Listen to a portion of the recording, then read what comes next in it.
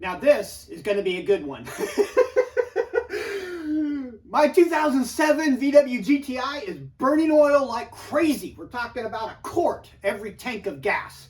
We are going to try the B12 and Seafoam chemical dip to see if we can break these oil control rings loose. All right, so here's the backstory. I bought this car like a year ago, and if you remember on my TikToks and YouTubes, it was overheated, and so when I bought it, I thought, oh, I'll just put a head gasket on it. Well, I took the head off, and apparently they blew the head gasket, and then they let the car sit for who knows, a year or 2 years in their driveway with coolant in the cylinder walls. So the motor was shot because it was rusted like crazy in the bores, and so I decided to get a used engine. So this engine is a used engine out of a wrecked car that a guy had been, he pulled the engine and it was sitting in his garage for who knows how long this motor was sitting. Now, I did have the head off because there was low compression. It was leaking from the valves, and they had broken the timing chain here, probably during the accident. Maybe there was a sudden bolt or stop when they rammed another car or hit a telephone pole, whatever they did. It broke the timing chain. And so I did pull the head. I cleaned up the valves, new gaskets, and I cleaned up, I wire wheeled the top of the pistons, right? And the cylinder walls looked good. But it is burning oil like crazy. Like I said, I don't know. Now, a lot of people are going to say, oh, well, it's the turbo that's leaking, or it's the PCV valve. You can see I have the PC valve disconnected, right? Because I run catch cans on my VWs and Audis. So it's not the PCV. It's not the turbo. It is the rings. Okay, so from the beginning, I did a pressure check. I have 195 PSI to 200 PSI. So what does that mean? That means, if you look at a piston, right? That means that my compression rings are good. It means they're not worn out. There's not excessive, end play or anything. I have good compression. The problem is I'm just burning oil. And here's a weird thing, is that the spark plugs are not oil fouled. Now, this is just my engineering mind working here on why the spark plugs are not fouled. Remember in the good old days, in fact, this is the Beetle motor, the spark plug is here on the side. So this one would probably, as if it was burning oil, the piston would come up, the bore, push the oil over the spark plug and foul the plug on these type of motors. But on the 2007 GTIs and all, they are running the spark plugs in the middle. So as the piston comes up and is scraping the oil down the bore, it'll just come up the sides and right into the exhaust valves and out. So so don't expect these spark plugs to be fouled all the time because they're in the middle of the bore. By the way, this is the original motor out of the car. And you can see if I want it, and I completely rebuilt this over time, right? So I did have it bored out because, like I said, the cylinder walls were completely rusted out. So I had new pistons, bored, new pistons, rings, bearings. This is a new block, ready to go. So, I mean, if I wanted to swap engines, I could, but that's not the point. The point is, I'm going to try and save this motor. So the fact that I have another motor is beside the point. Because back in the day, if I was burning oil, and back when I had an auto shop, I would tell the customer, okay, I would leave the engine in the car, I'd pull the head, pull the oil pan, pop the pistons out, clean up the piston, put in new rings and bearings all in the car. And I used to do that like crazy. Remember the Suzukis and the Chevy Sprints, those 3 cylinders? They would constantly go through rings at 100,000 miles. But we know that we have good compression. It's not a compression issue. It's not worn out. It's the fact. So what we're dealing with, in case you want to know, is we're dealing with this oil ring needs to move. And what has happened is the carbon, this one has 150,000 miles. The carbon has locked the oil ring in place, and so it no longer moves. So what I'm trying to do with the B12 and the Seafoam is break this ring loose without having to tear this motor apart. So let's go through the procedure now. The procedure, I'm actually on day 3, so I'm actually done. So let's go through what I did and the results.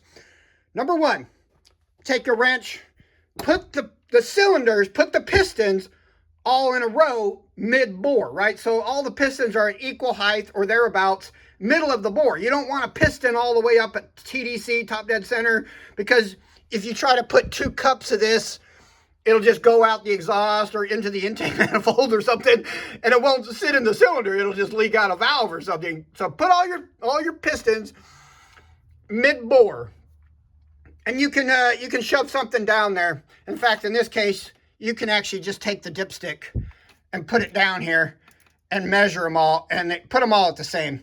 Okay, so once you've done that, you can either just turn it from the crankshaft or grab the belt or something, because there's no compression. You have the spark plugs out. Then, second thing I did is I put 2 cups of the B12 in on day 1. So that would be the morning. I put 2 cups in each cylinder. And then I came back about midday. I came back like 3 hours later. And, well, what I did, of course, I drained the oil. And I left the oil plug out. And then I put a bucket underneath the oil plug, right, under the car. So, and then on day 1, I topped it off with 2 cups each cylinder. And I came back in like 3 hours and the bucket was totally full. Like it had just leaked all that chemical out. So the rings were not even holding the B12 at all. They weren't holding it. It just went right out. 3 hours all the way out. So I came back, topped it off again, boom, boom, boom, midday, and then I let it sit overnight. So after 24 hours, basically the next morning, after sitting all night, I came back and the bucket was half full. And I checked, this is how I fill it up. So what I've been doing is I've been doing this logically. I'll take my dipstick and I'll put it down the cylinder. I'm actually on day 3. And you can see I'm at halfway. See, it's still in there. It hasn't leaked out on day 3. But you can check it and go every cylinder. And after 24 hours, 1 and 2 were still, it was still good. It hadn't leaked down. Now 3 and 4 were empty.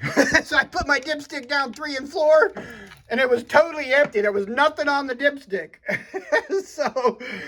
So after 24 hours, it had actually undone. It had loosened up the rings, and they were sealing good on 1 and 2. 3 and 4, still leak them. So I topped off 3 and 4 on day 2.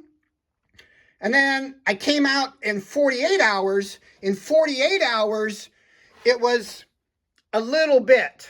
You know, it was probably a cup and a half or something, maybe 2 cups. It was still leaking on day 2 from 3 and 4.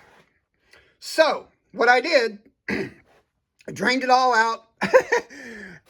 So day 1, I did the B12. Day 2, I did Seafoam. Day 3, and I went back to B12 because that's what I had. I had 2 cans of B12. So I was switching it up. Now, Seafoam, it does say, this is actually, I think the Seafoam is better than the B12. This just says cleans fuel system and tank and valves, where this one actually says it'll clean the chambers and valves on it, you know.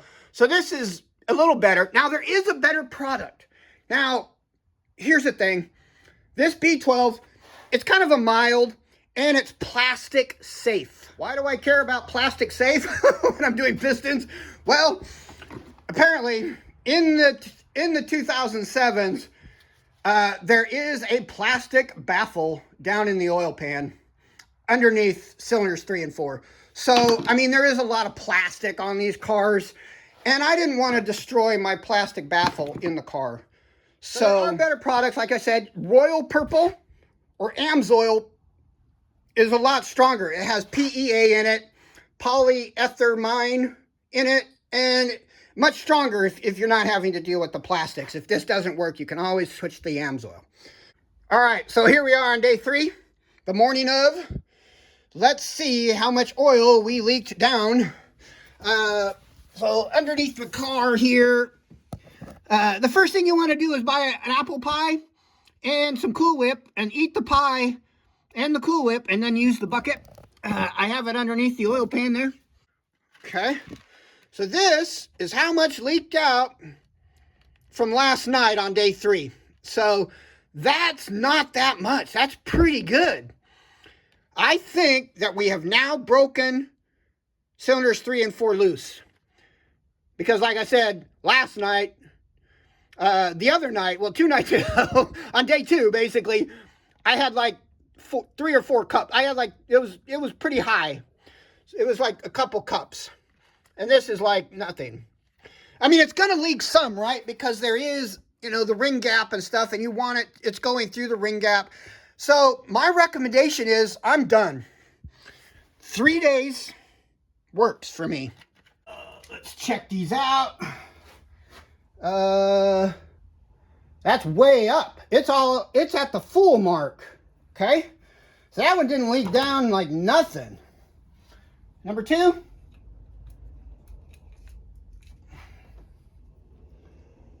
Same thing. We're all the way up. You can see we're all the way up there. So there's your proof. Does B12 and the Seafoam break loose the oil control rings and reseal? Well, for sure, it was definitely leaking on day 1. Now they're not leaking. So we're good. I'm going to drive this and report back. The other thing I'm doing is I'm vacuuming it out. So I'm going to go ahead and vacuum it all out. And you can see how much I pulled out. So you can see it definitely held the 2 cups. So double check things as you're going along and just keep going until all 4 hold.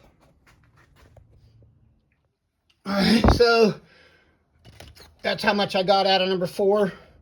So that's a good way to measure, you know, how much actually came down from each cylinder. What I'm going to do now is I'm going to do like a little rinse. I'm siphoning it all out.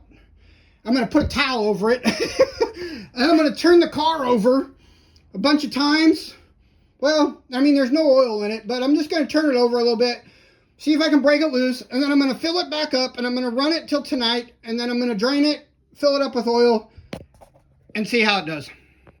Now, you can do anything that's practical to you. Like every time I pass by the car, I'll give it a shake. All right. You know, give it a little mixture and keep going. And then this black bucket here is the take home for chicken and mashed potatoes from the Olive Garden. A new dish. Highly recommend. All right, so we decided to take the car for a test drive today. It worked great. Didn't blow any smoke. Didn't smell. So I decided to drive to Busch Gardens and charge it to YouTube as a business expense at the Cheetah Run.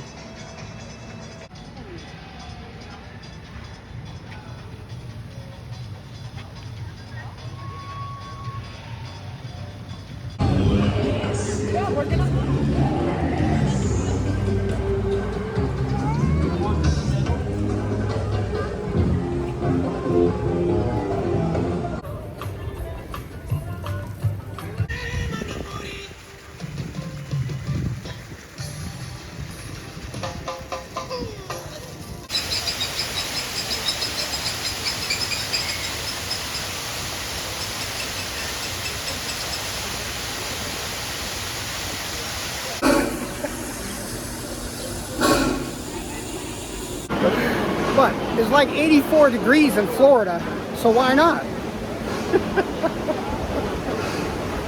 It was never an issue of not having power because I have this car set to 27 pounds of boost at 380 horsepower. It was never a power issue. This car's super fun. It was just a thing that the rings were frozen. So it absolutely worked. I'm not seeing any more oil coming out the tailpipe. I used to see it occasionally at a stoplight. I would see just a bunch of smoke, you know, coming. And then of course off the line, off the stops, it would smoke. And I used to have to run the AC. I couldn't run it in fresh air mode like it is now. I had to have it in cabin fresh air, cabin air only. But I can run it like this now. It's good. So 100%, man, it really saved me from having to tear this motor apart. Because the car runs fine. It's just burning oil because the engine had sat in a garage for a couple of years. All good, baby. Looks clean to me.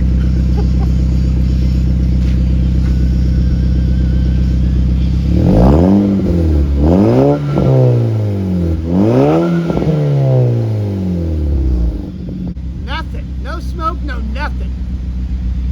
Sweet.